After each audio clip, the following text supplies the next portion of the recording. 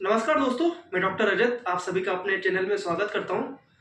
आज हम fatty liver disease के बारे में बात करेंगे, जिसको वो non alcoholic fatty liver disease भी कहते हैं। जिसका मतलब ये कि ऐसा लिवर का डैमेज जिसमें अल्कोहल का कोई रोल ना हो।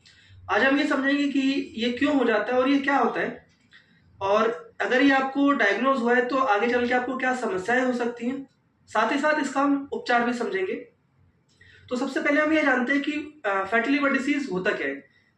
जैसे बाहरी शरीर पे फैट डिपॉजिट हो जाता है हमारे पेट के ऊपर, हमारे गर्दन पर, उसी प्रकार के हमारे इंटरनल ऑर्गन्स के अंदर भी फैट डिपॉजिट हो जाता है, खास करके लिवर में और ब्रेन में। जब लिवर के ऊपर फैट डिपॉजिट हो जाए तब हम इसको फैटी लिवर डिसीज कहते हैं।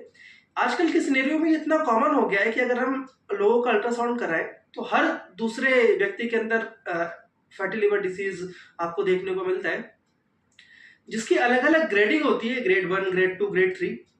इसी के हिसाब से इसकी सीवियरिटी होती है। अब हम ये समझेंगे कि अगर आपको ये डायग्नोज हुआ है तो आपके साथ क्या क्या सिम्टम हो सकते हैं और आगे चल के आपको इससे क्या कॉम्प्लिकेशंस हो सकते हैं। देखिए, अगर ग्रेड 1 का फैटी लिवर है तो आपको एज सच कोई भी सिम्टम नजर नहीं आएगा।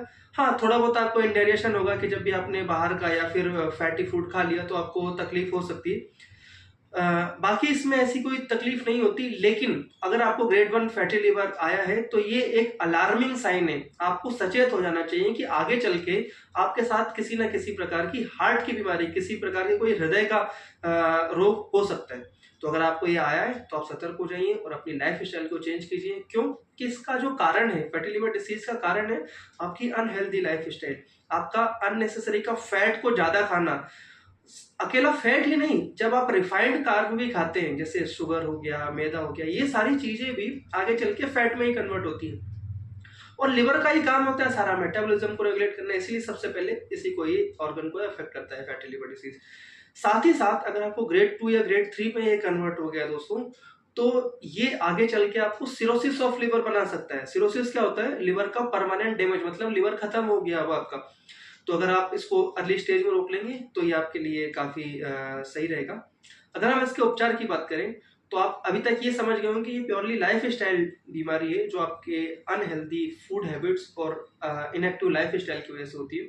तो सबसे पहला और सबसे अच्छा इलाज यही है कि आप अपनी लाइफ को इनएक्टिव से एक्टिव की तरफ लेके जाइए। प्रॉपर एक्सरसाइज कीजिए, प्रॉपर बैलेंस फूड खाइए, किसी प्रकार का कोई रिफाइंड खाना नहीं खाइए, है ना।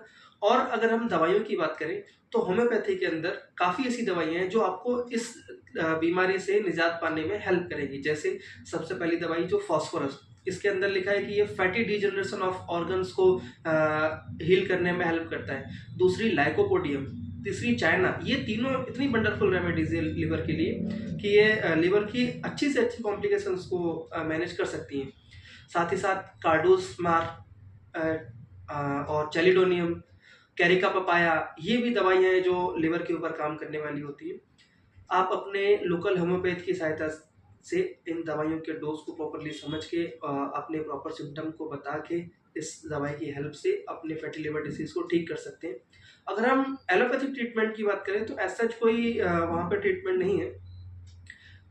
मेरे इस वीडियो को देखने के लिए धन्यवाद। मैं आशा करता हूँ कि आप इस फैटी लिवर बीमारी को अच्छे से समझ गए होंगे और ये भी समझ गए होंगे कि अगर समय पे इसको नहीं रोका तो ये आपको क्या डैमेज कर सकती है।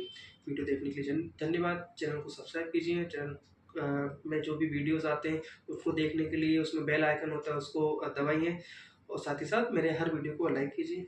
धन्यवाद।